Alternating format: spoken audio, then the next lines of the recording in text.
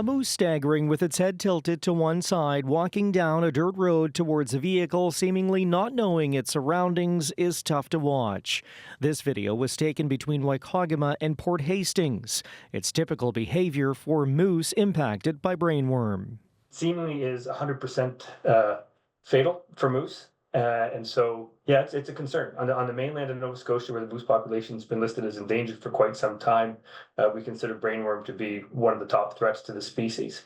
Andrew Boyne says the number of moose impacted on the island has been on the rise since the spring, with more than a dozen tested for the parasite so far.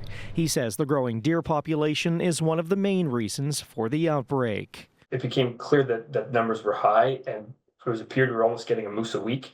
And it had me feeling pretty anxious, actually, because, like I say, we don't know what the solution is to solve that particular threat to the population of moose. The infection is typically spread when a deer accidentally eats an infected snail or slug.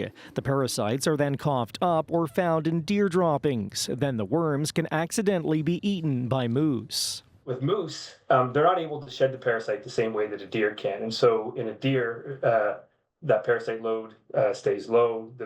The parasite doesn't actually get it into the brain. With a moose, though, they can't shed the parasite, and the parasite actually gets through the brain membrane and actually gets into the brain and causes neurological damage. So the first sign you'll see is of a moose behaving erratically. Moose hunting in Cape Breton has been suspended for 3 years after the population dropped from about 1,500 to 835. Kyle Moore, CBC News, Sydney.